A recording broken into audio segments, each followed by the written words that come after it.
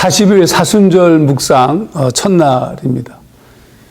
사실 우리가 사순절 기간 동안에 특별히 고난주간 기간, 특별 새벽기도회라든지 이런 방식을 택하긴 하였지만 40일 동안 주님의 고난을 깊이 묵상하면서 걸었던 시간들은 별로 없었던 것 같습니다. 그래서 이번에 이렇게 준비를 했습니다.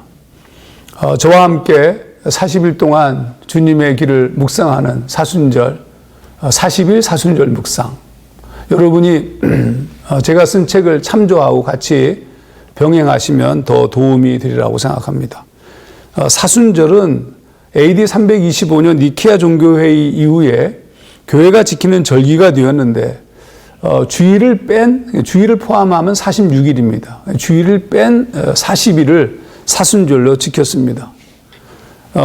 그렇게 한 이유는 주일날은 금식하지 않고 예배하며 지나는 까닭에 주일이 이제 포함되지 않은 것인데, 나중에 이제 이 사순절이 끝나고 난 다음에 사육제가 이어지면서 좀 부패하게 되었어요. 그래서 개신교는 이 사순절을 잘 지키지 않았습니다. 근데 원래의 의미, 주님의 고난을 묵상하면서 십자가의 길을 생각하는 그런 사순절로 여러분과 같이 지내고 싶습니다. 사순절은 항상 제의 수요일부터 시작하게 되는데 올해는 2월 26일이 바로 그 제의 수요일입니다. 제의 수요일. 여러분 창세기 3장 19절 말씀을 보게 되면 이렇게 말씀을 쓰고 있죠. 너는 흙이니 흙으로 돌아갈 것이니라. 사순절의 시작은 집례자가 머리에 재를 뿌리는 것으로 시작했어요. 그때 이제 제가 지금 읽은 창세기 3장 19절을 읽었습니다.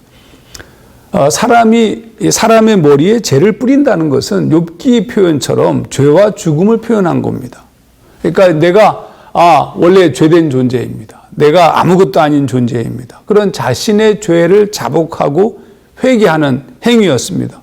즉 먼지와 같은 존재임을 기억함으로 우리를 위해서 고난받으시고 죽으신 그 십자가의 예수를 생각하는 그런 행위였고, 사실 그때 우리에게 찾아오는 것은 뭐냐면 감격일 수밖에 없죠. 왜? 죄된 먼지와 같은 존재를 위해서 주님께서 죽으셨으니까.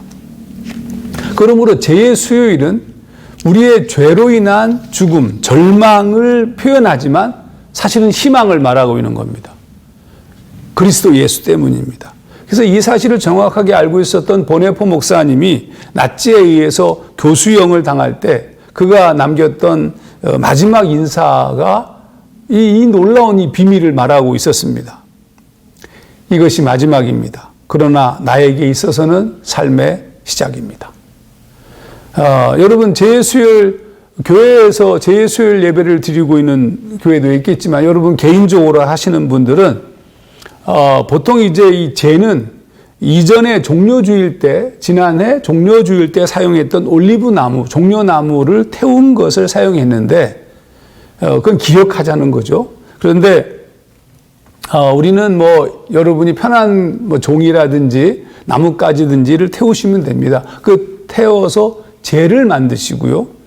그리고 이제 그 재를 이제 우리가 이마나 손목에 이렇게 긋고 십자가를 긋고 늘 기억하는 건데 재기 때문에 이게 잘 안 붙습니다. 그래서 편의상 거기다가 올리브유를 좀 부어서 다른 기름을 넣어도 좋습니다만은 올리브유를 부어서